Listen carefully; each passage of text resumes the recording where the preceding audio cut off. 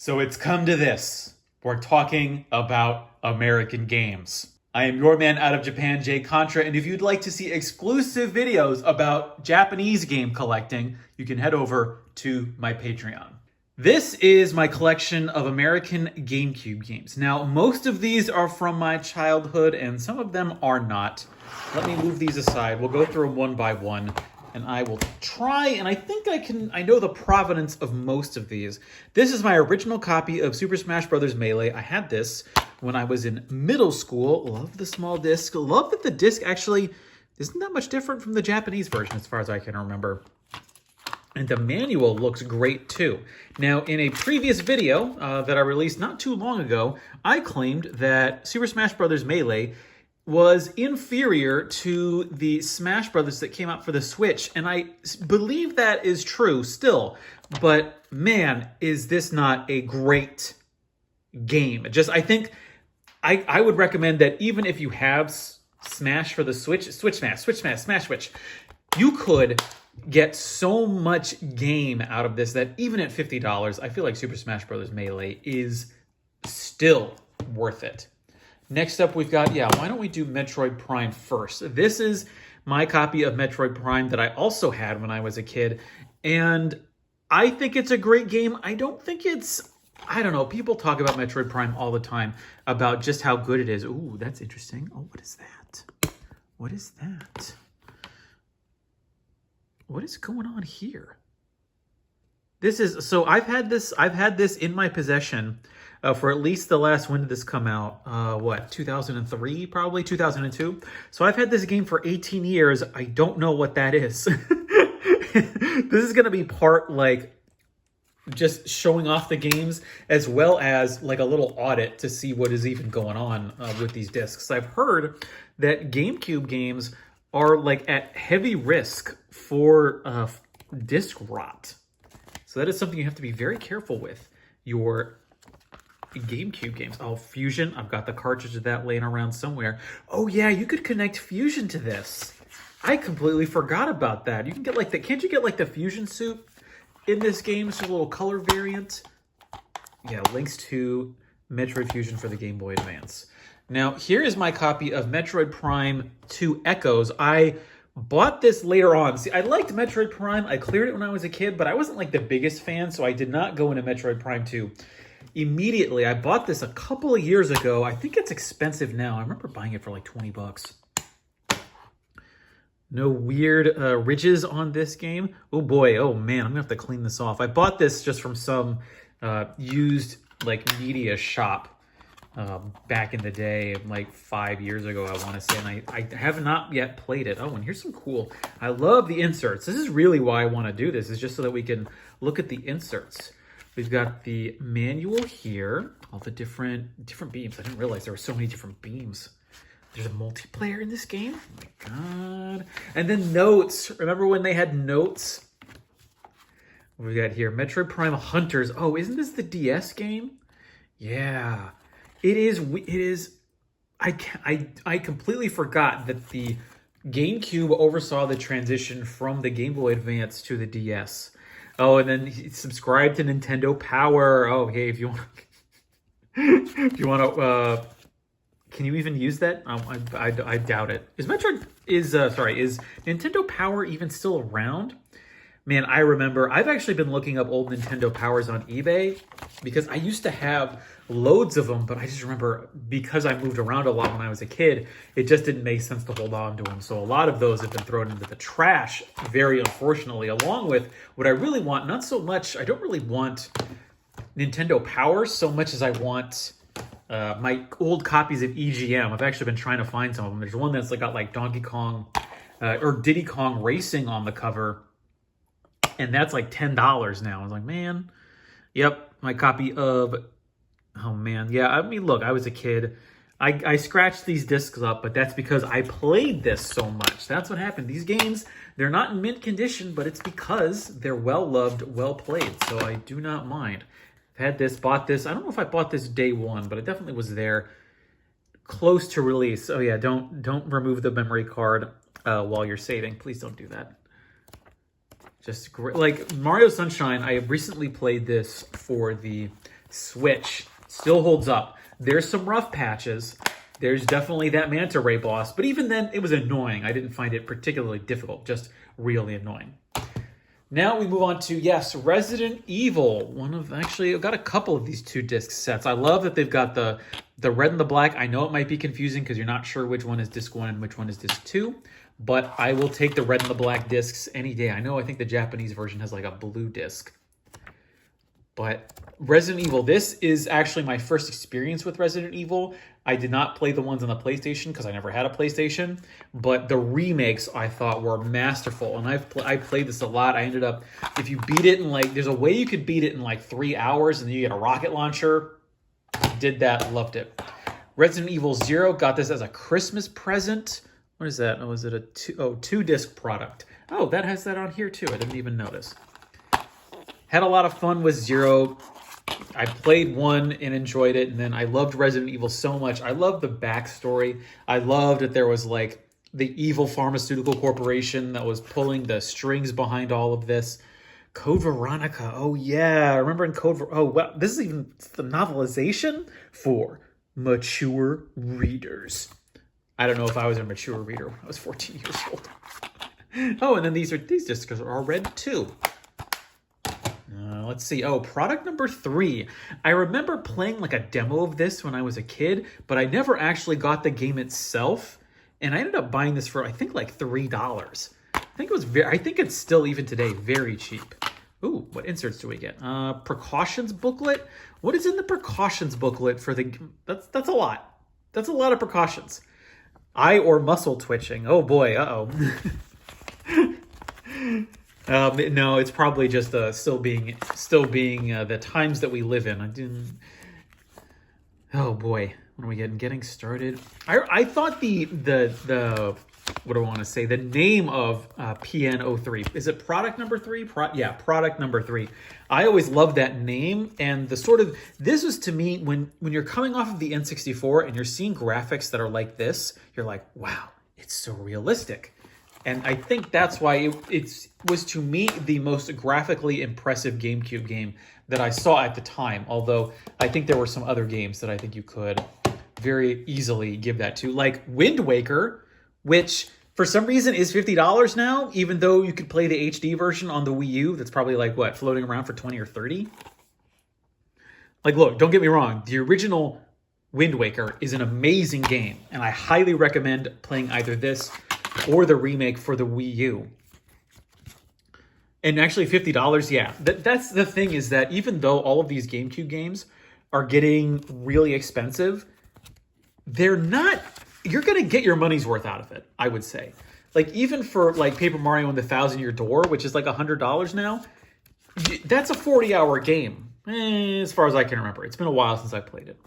But it's not like these are, Famicom experiences where you're getting the gold disc. Look at this gold disc. I think I played this twice, probably.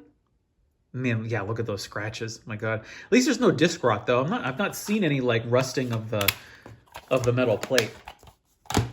But when you're paying $100 for Paper Mario and the Thousand-Year Door, this is the one I had since I was a kid, you're gonna get your money's worth out of it. Look at that.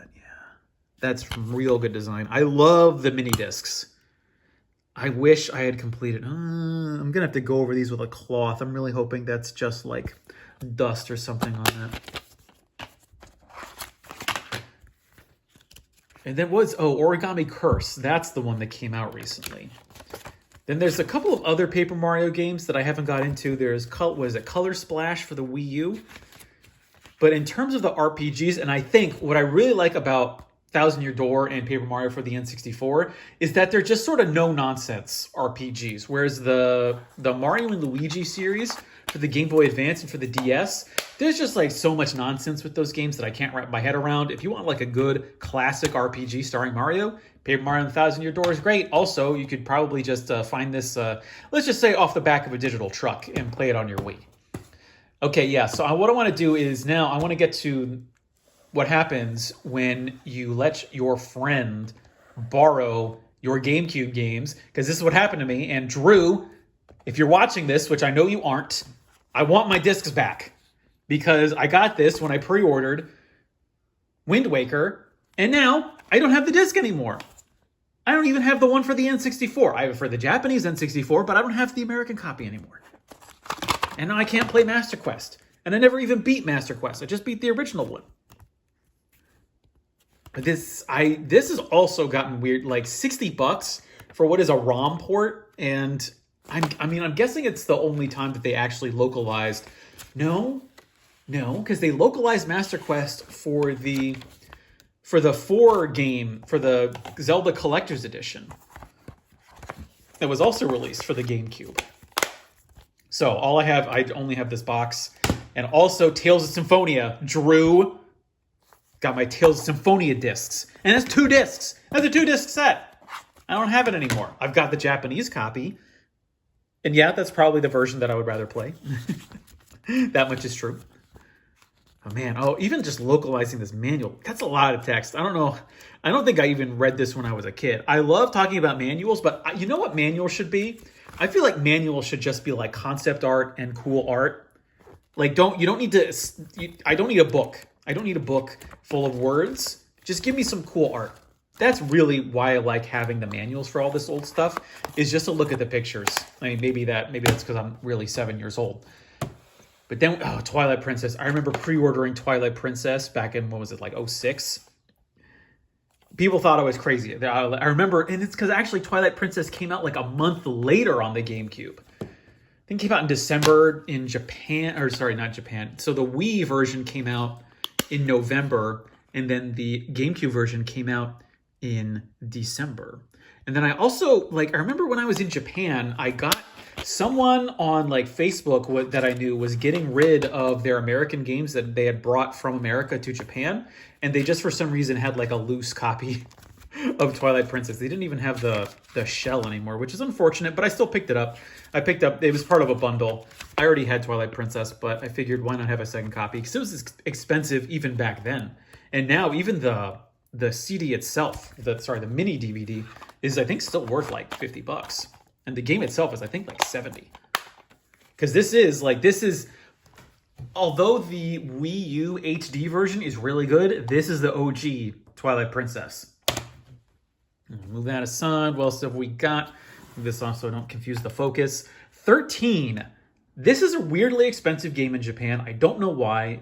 In America, it's not that expensive. This is another one of those games that I picked up well after I was out of GameCube collecting from being a kid. 13 was sort of semi-popular. It's a Ubisoft game. This was before Ubisoft had sort of become the EA of our age. And they were still making cool little small games. They weren't just, pumping out an Assassin's Creed every year or two.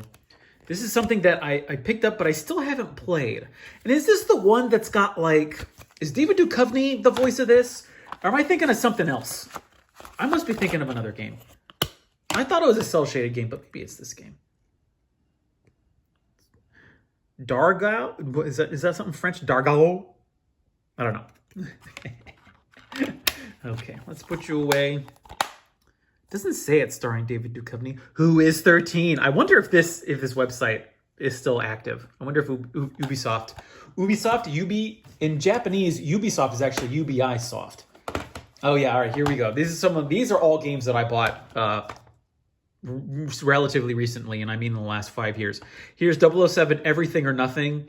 It's an okay game. I'll say it's fine. I think I'm a huge fan of the James Bond series, and so I really am fascinated by the sort of the mid-2000s James Bond games that star Pierce Brosnan. The only one I don't have is Nightfire. I might have that for the PlayStation 2. I need to double check that. But what's this here? It's just a paper. What is this? It's just a paper. I don't know why that's here. Oh, it's probably the security tag. Okay, I can get rid of that. Just want the manual. Yeah, I mean, it's the player's choice version, but it's fine. And then, oh, wow, I love it when they actually spend the money to get the people in the game. Wow, they paid Judi Dench? Oh, my God. Glad Judi Dench is getting a paycheck. And Willem Dafoe? Everything or Nothing was a really interesting case because most of the James Bond games that had come out by this point. I think Nightfire was the first one. I can't remember which one exactly was. But most of the games had been sort of just rehashes of previous 007 movies. But then Everything or Nothing and Nightfire, they were like completely new games with new stories. And I was like, yeah, this is going to be great. I love James Bond. But today, now that I'm a little bit more grown up, a little bit more evolved, I like the game, but oh boy, does it make James Bond do some weird things that I think would be very questionable in the year 2020. But then From Russia with Love actually is pretty good, and they got Sean Connery to do the voice. You can tell that it's like old Sean Connery because, I mean, he's old now, but even back in the early 2000s, he was old. And it's still a lot of fun. I think it's great. It's pretty good game. Got the red and the black. I love the red and the black color scheme. Fantastic. Oh, and this little... Did I throw this out when I was a kid? Is that why I'm missing that from so many of my games? Nice and thin. Oh my god. Bond Focus. What is Bond Focus? Bond Focus allows you to shoot enemies with superior accuracy. In Bond Focus mode, your aim is so precise, you can even target objects your enemy is carrying, such as grenades. It's like Spider-Man. Oh my god. Not a ton, no pictures. Do you get one picture in this whole thing? But it's a great cover, the BTW. Actually, yeah, one of the better James Bond covers, I will say. Then we're going to end it with, this is the weirdest GameCube game that I have in my collection. I bought this in Japan, of all places. I found this at a Surugaya, and I bought it for it was like $10. And I was just like, BMX Triple X is such a fascinating game. And also, what is really weird to me is that this was meant for a Japanese audience. They didn't localize this in Japan, but you can tell that at the time, whatever seller was trying to get rid of it, or sorry, not seller, but the people who were trying to import this game actually made a little instruction sheet in Japanese. So that means someone thought this was going to be such a cool game that they took the time to actually design this. Doesn't look, it's not like they put a ton of effort into it, but they put any effort into it at all. And actually, I might have to look at these off. I'm going to look at these off the screen because I don't want YouTube to ban me. There's a little poster. It's got a very scantily clad woman on it, but I'm not gonna put it on camera because I would like for this video to get by the YouTube censors. So we're not gonna open up the manual, and we'll just sort of, yeah, there you go. That's it. But yeah, lots of great games. Again, Drew, if you are watching this, or if you know anybody named Drew, could you please ask them where my Ocarina of Time and Master Quest DVD are, as well as my DVDs for Tales of Symphonia. That'd be really helpful, because I really want those back, because they're worth like $100 now together. That is my American GameCube collection. I think I'm going to show off all of my other American games that I have. I have Super Nintendo, a couple of N64 games, and a bunch of PlayStation 2 games that I'd really like to show you guys. But I thought I would start off with what is my personal OG, the GameCube. Thanks for watching. I've been your man out of Japan, Jay Contra, and mahalo.